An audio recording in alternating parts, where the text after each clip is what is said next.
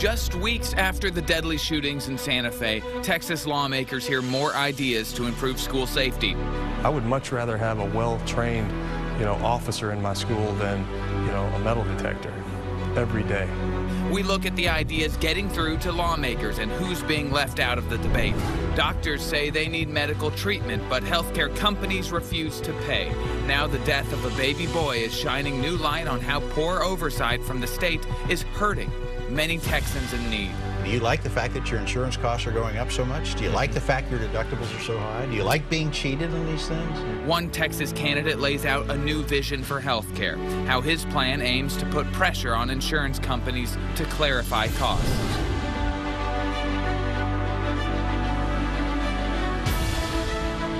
Hello, and thank you for joining us for State of Texas. I'm Phil Prazen in for Josh Hinkle. Texas lawmakers took their first steps toward improving school safety after the deadly shootings in Santa Fe.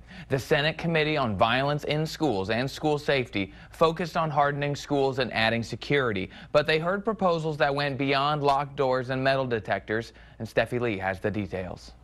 We're not just praying, we are taking action. Monday's committee hearing at the Texas Capitol focused on how districts can make school buildings safer. Experienced school designers say community input is critical in this process. Bring in the community, law enforcement, first responders, and ask them to help us devise the solution that's best for them. One point of contention. I know no one wants to talk about, metal detectors and all that. That's the only way you're going to keep guns out of the schools, is to have someone watching to see whether or not there are guns coming into the school. I would much rather have a well-trained, officer in my school than, a metal detector. Mike Matrenga with Texas City ISD warns against solely relying on metal detectors inside schools. By the time I send an officer to that school or to that door, then somebody's already in at that point. At San Antonio ISD, they don't have metal detectors, but police officers do use wands. Do we use them on a daily basis? Not necessarily.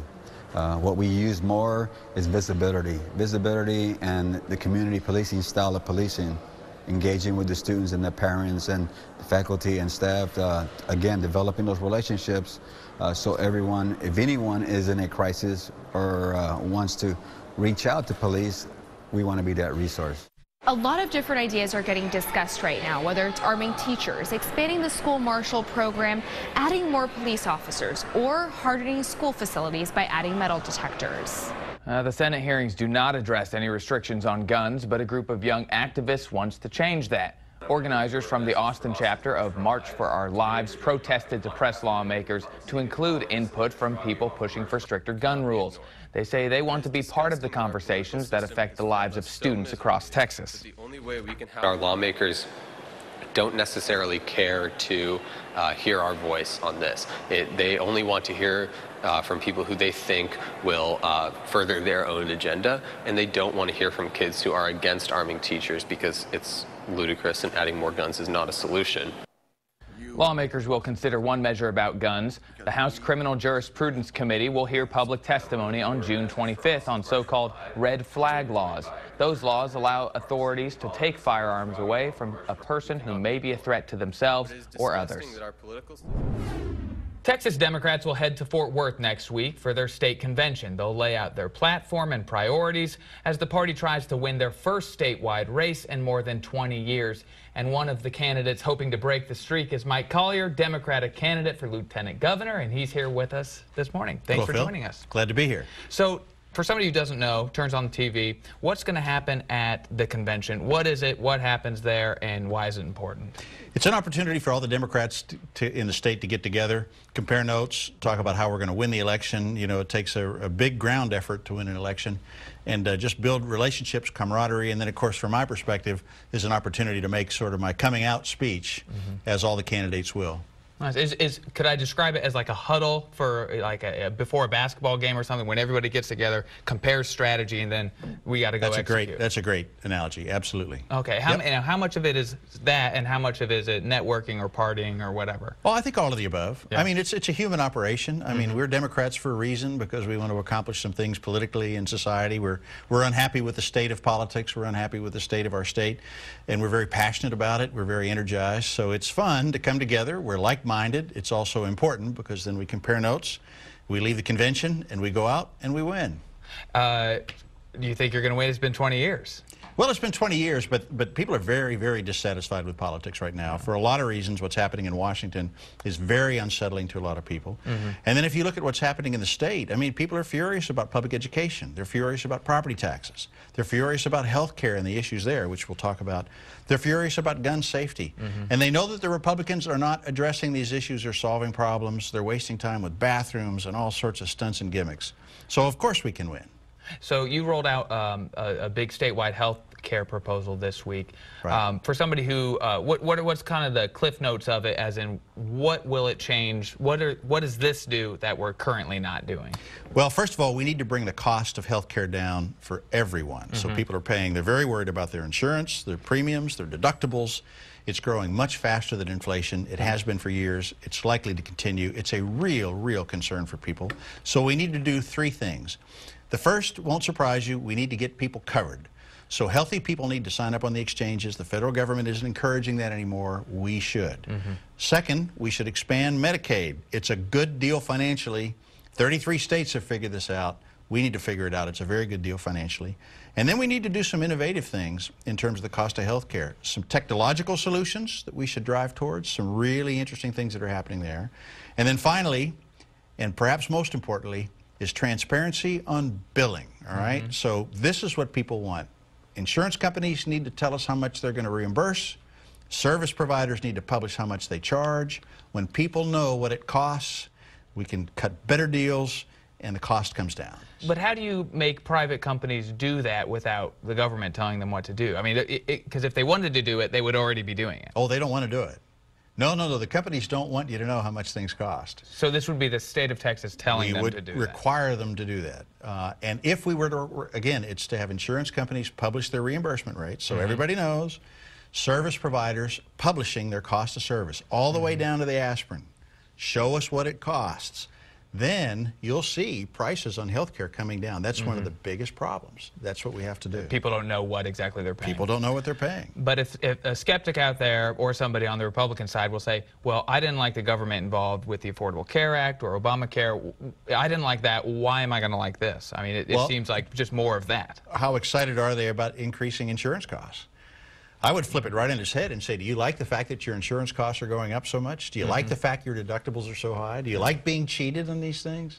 It's very hypocritical to say those things. This is all about making it fair, because in many respects it's not fair, and causing the price of health care to go down for everyone. So you're running against Lieutenant Governor Dan Patrick. He has a very strong winning coalition. Who's in your coalition that is going to beat his? The people that are passionate about public education are furious about funding for public education, and there's lots of them. People who are unhappy about property taxes, particularly here in Austin. The problem with property taxes, as you and I have discussed, is Dan Patrick's fiscal policies. It's in his budget that property taxes shall be increased. He's not been honest. People that are concerned about health care. Let's talk about pre-existing conditions. You know, the GOP leadership in Texas is driving towards canceling the protections that people with pre-existing conditions have. They're working hard to do this. If that happens, 4.5 million adults under the age of 65 will lose their health insurance. They're driving towards this. These are the people that are going to vote for me.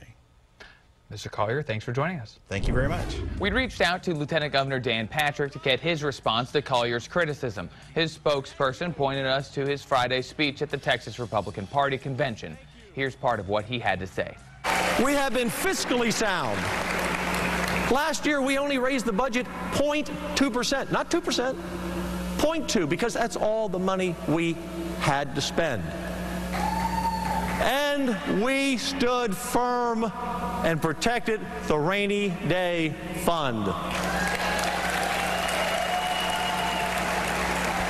Some think it's a piggy bank. The Democrats think that. A few in our own party think that. Not in the Senate. But let me tell you what. We have to secure that money. And why? Because of what just happened this last year. We will need to spend money to help school districts who have lost property value. We are going to have to spend money on securing our schools and making them more secure. And we always have to have that reserve in case there's an economic downturn. But quite frankly, under President Trump, I don't think we're going to have one while he's president. The lieutenant governor said his top priorities for the next session include school security, property tax relief, and raising teacher pay. The death of a baby boy shines new light on a problem that's keeping some Texans from getting the health care they need. He needs nursing around to suction his airways because otherwise he could suffocate. And the health company was saying, you know what, we don't think so. We're not going to pay for that. How a tragic story is revealing a problem of poor oversight and getting attention from state lawmakers. And a new battle over the Alamo. Questions about transparency and money as a major project to redevelop the monument moves forward. How the man in charge of the effort is responding to the criticism.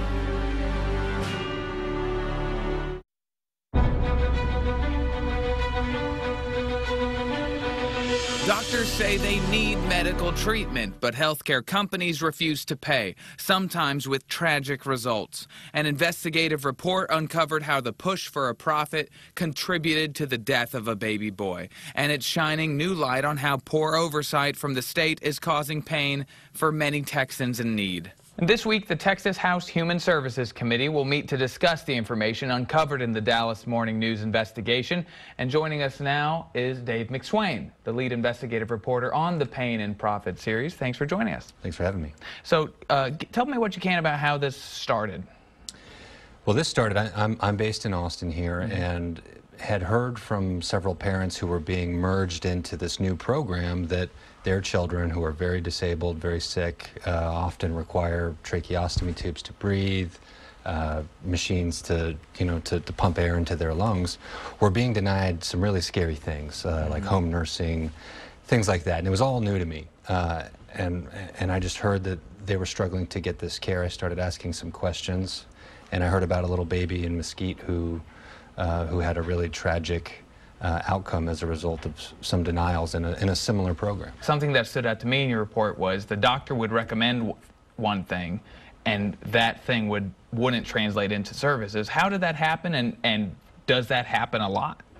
It does happen a lot. What we found was these private companies who have been entrusted and paid to deliver care by the state of Texas were often not listening to what the doctors said was medically necessary, is the term they use. And doctors were saying, no, this kid needs home physical therapy to to help with his dangerously curved spine, or needs nursing around to suction his airways because otherwise he could suffocate. And the health company was saying, you know what, we don't think so. We're not going to pay for that. And how many cases does this happen? We identified hundreds ourselves, but we found the state had done a few of its own studies and hadn't used their own data to figure out how many more there might be. And we decided to run the data for them, and we found that there were at least 8,000, probably more, adults who are in this sort of system who are being denied services that they need. As far as the foster children who are also in this system and some of the other children that I described, we don't really know because the state hasn't tried to find out, but we've identified hundreds. Who is watching to make sure this doesn't happen? Well, the Texas Health and Human Services Commission, which is the largest state agency, actually in the nation, I believe, is supposed to monitor these companies who are paid about $22 billion a year to deliver Medicaid. Wow.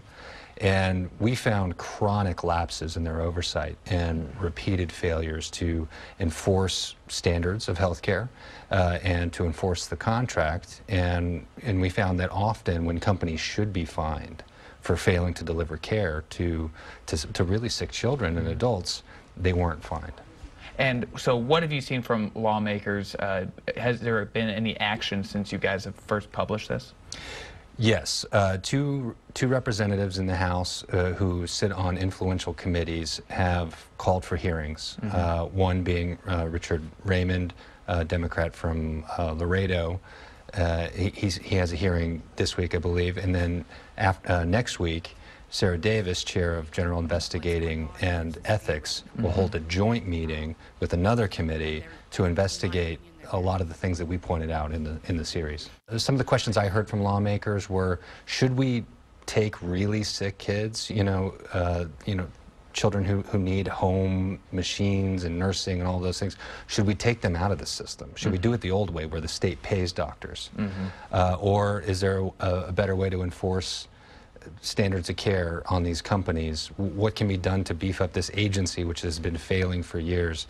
Those are some of the questions, but it's really the early stages we're in now where lawmakers are just trying to figure out what's going on and how did all of this stuff end up in the newspaper.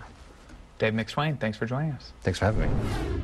Thieves targeting you at the gas pump. Skimmers are a problem across Texas, but now there's a new tool that could help the state fight back. The point of all this is that an employee leaked a confidential document, and that breaches the trust of the public. When a leaked audit criticized his agency, George P. Bush called it fake news. But the finished report reached the same conclusion. So what's the land commissioner saying now?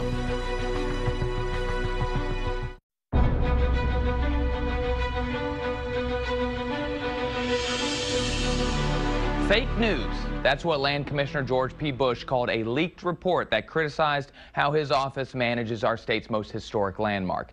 The audit leaked in February said the land office needed to improve oversight of the contractor that operates the Alamo. It also cited a lack of transparency about money for the historic site. Bush said someone doctored the report and leaked it right before the primary election. But when the final report came out earlier this month, it was almost exactly the same, and it reached the same conclusion as the report Bush said was false. Our Wes Rappaport spoke to the land commissioner to get an explanation. Real quick on this audit. So, audit's leaked. Your office comes out and says, you know, this is doctored, this is not right. Then the formal audit comes out recently, and it looks like it was more closely aligned to what the original leak was looking like. Can you set the record straight here? And, Sure. And can we set it straight? Absolutely. Well, I wanted to be proactive. That's what we've done in this agency, is conduct internal audits in all aspects. That's the background that I come from in the business world. I think it's a good thing to look at where your problematic areas might be. And so the regretful aspect of a political campaign is that one of our employees leaked a rough draft and then added his own edits and comments to the latter portions of the memorandum.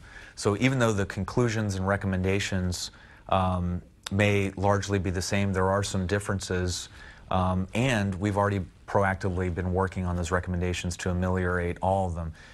The point of all this is that an employee leaked a confidential document, and that breaches the trust of the public. We have to keep these documents confidential, proprietary, for a reason until they're released to the public. So bottom line is we're excited about the next chapter of the Alamo. What do you hope happens moving forward in terms of, you know, the big picture with the Alamo? I mean, are we talking a museum? Are we talking, like, what is your hope for when someone who has never been, or people who have visited, you know, hundreds of times, when they show up to that site, what do you hope that they see? It comes down to three things. We need to make sure the church and the Long Barrack, which is now known as the Alamo, that only 2 of the original 8 buildings are around for another 300 years. So we have tremendous deferred maintenance we need to take care of. Number 2 is restore the original footprint of the battlefield of 1836. 80% of that original battlefield is now incurred by modern development.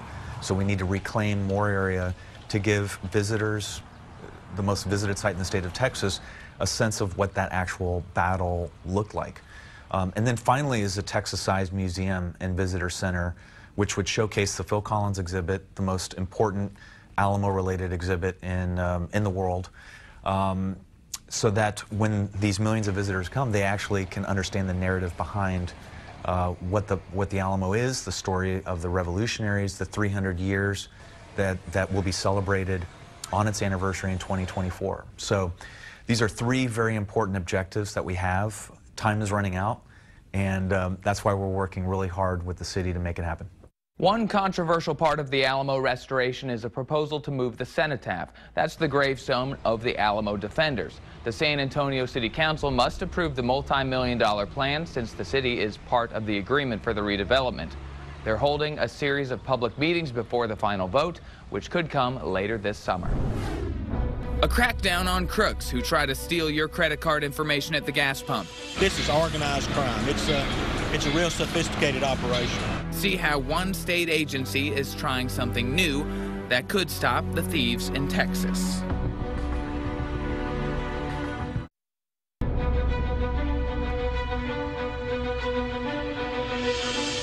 The state of Texas is considering buying a new tool to help find credit card skimmers at the gas pump. It's called a blue sleuth.